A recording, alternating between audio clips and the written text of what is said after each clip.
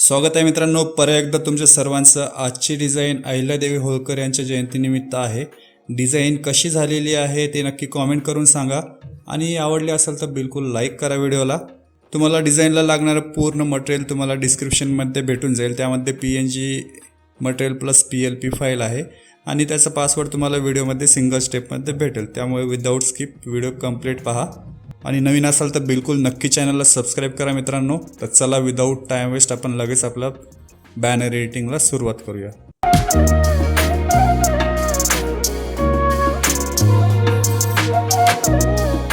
Okay, तर मित्रांनो तुम्हाला पिक्सल लॅब हे ॲप्लिकेशन ओपन करायचं आहे. त्यामध्ये PLP फाईल जे की मी प्रोव्हाइड केलेले आहेत ते इथं ॲड करून तुम्हाला ओपन करायचं आहे. ठीक आहे, त्यासाठी तुम्ही पिक्सल लॅब नसेल तर डाउनलोड करून घ्या किंवा आपल्या टेलिग्राम चॅनलवर पण पिक्सल लॅब मोड ॲपची लिंक पिन करून ठेवलेली आहे, तिथं जाऊन तुम्ही डाउनलोड करू शकता. त्यामध्ये इझिली कुठले पण PLP फाईल ओपन होतात, कसलाच प्रॉब्लेम येत नाही. कुठली पण PLP फाईल तुम्ही एक्स्ट्रॅक्ट केल्यानंतर फर्स्ट ॲड करावं लागतं. बरेचसे कॉमेंट येतात की पिक्सल लॅबमध्ये PLP फाईल दिसत नाही आहे. ठीक आहे, विदाऊट ॲड केल्याशिवाय ते दिसणार नाही. मी प्रोसेस सांगतो त्या पद्धतीनं तुम्ही करत जा. ठीक आहे, फर्स्ट तुम्हाला पिक्सल लॅब ॲप्लिकेशन ओपन केल्यानंतर वरती जे 3 डॉट आहे या 3 डॉटला टच करायचं आहे आणि यामध्ये जे ओपन डॉट PLP फाईल हे ऑप्शन आहे त्या ऑप्शनला टच करायचं आहे.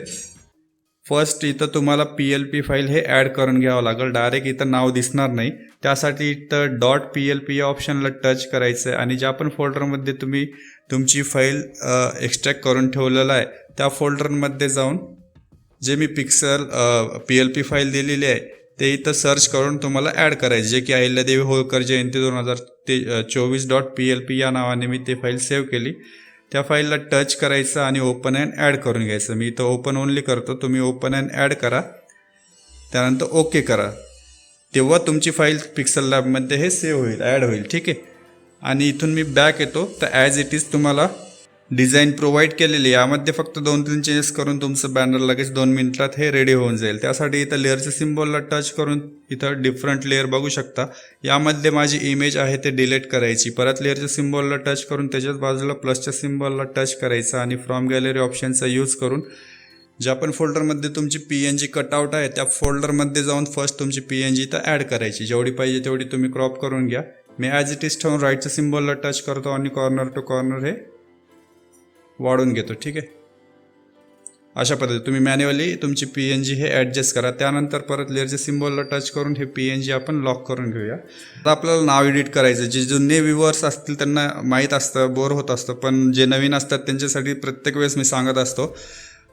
ठीक आहे, तर आपण डायरेक्ट इथं लेअरच्या सिम्बॉलला टच करून इथून जी माझी नेमिंगची लेअर आहे त्याला टच करायचं आणि अनलॉक करायचं. परत लेअरच्या सिम्बॉलला टच करायचं. हे नेम एडिट करण्यासाठी या टेक्स्टला तुम्ही डबल टच करा किंवा याच्या सिम्बॉलला टच करून इथून एडिट करा आणि जे पण तुमचं नाव आहे आपण सिम्पल मराठीमध्ये ज्या पद्धतीने टाईप करतो तसं इथं आपण नाव टाईप करायचं. ठीक आहे, राधेश्याम टाकू आपण.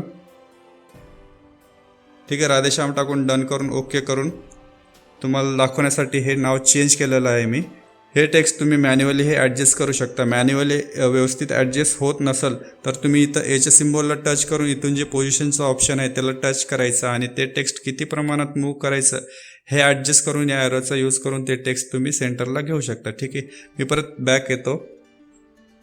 ॲज इट इज जे नाव होतं तेच ठेवतो. अशा पद्धतीने फक्त 2 चेंजेस करून तुम्ही हे बॅनर रेडी करू शकता. आणि जे बॅक साईडची जे नेमिंग प्लेट आहे त्याचा कलर वगैरे चेंज करायचा असेल तर ते पण तुम्ही करू शकता. जे की इथं लेअरच्या सिम्बॉलला तुम्ही टच करून बघू शकता की इथं डिफरंट तुम्हाला नेमिंग टेक्स्टचे प्लेटचे जे आहेत लेअर त्याला अनलॉक करून तुम्ही या षटकोनाच्या सिम्बॉलला टच करून इथून हे एडिट करू शकता. जे की त्याचं कलर वगैरे शेप ज्या पद्धतीनं पाहिजे, ग्रॅडियंट वगैरे कुठला कलर पाहिजे ते ठेवू शकता. मी परत क्रॉस करतो, ओके करतो, ॲज इट इज राहू देतो. ठीक आहे, अशा पद्धतीने फक्त 2-3 चेंजेस करून तुम्ही हे बॅनर रेडी करू शकता. या बॅनरला सेव्ह करण्यासाठी इथं सेव्हच्या सिम्बॉलला टच करायचं, सेव्ह ॲज अ इमेज करायची आणि याची क्वालिटी अल्ट्रामध्ये ठेवण्यासाठी डायमेन्शन जे कस्टम आहे त्या ॲरोला टच करून इथून अल्ट्रा करून घ्यायचं आणि सेव्ह टू गॅलरी करायची.